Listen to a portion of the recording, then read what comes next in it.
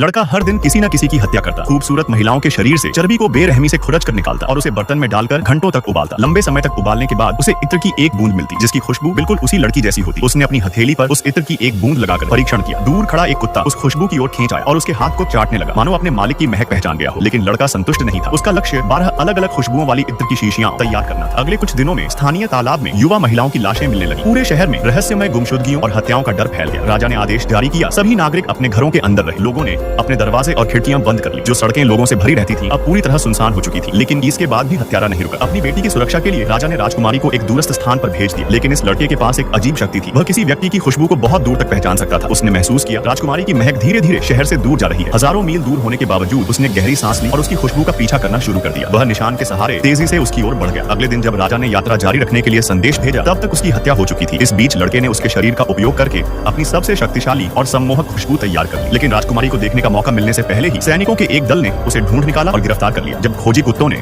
उसके घर की तलाशी ली तो फर्श के नीचे से 20 लापता लड़कियों के कपड़े बरामद हुए। राजा क्रोधित हो उठा और फांसी देने का आदेश दे दिया। लेकिन फांसी तक पहुंचने से पहले लड़के ने राजकुमारी के शरीर से बनाया गया इत्र निकाला। उसने उसे एक रूमाल पर डाला और भीड़ के सामने लहराया। जल्लाद उसके सामने घुटनों के बल बैठ गया और उसकी पूजा करने लगा। वह चिल्लाने लगा, लड़का निर्दोष है। जैसे जैसे इत्र की खुशबू फैलती गई, उसे सूंघने वाला हर व्यक्ति पागलपन जैसी अवस्था में पहुंच गया। सभी लोग उसके पैरों में गिर पड़े और बार बार अपना सिर जमीन पर पटक कर उसका आभार व्यक्त करने लगे। यह देखकर लड़का रो पड़ा। उसका सपना आखिरकार पूरा हो गया था। लेकिन रात को इत्र की बची हुई आखिरी बूंद अपने पूरे शरीर पर उड़ेल ली। भीड़ ने उस खुशबू को महसूस किया और उसकी ओर टूट पड़ी। लोग उसे छूने पाने और अपने पास रखने की चाह में उस पर झपट पड़े। आखिरकार लोगों ने उसके शरीर को टुकड़े टुकड़े कर दिया और उसकी मृत्यु हो गई। यह कहानी एक ऐसे व्यक्ति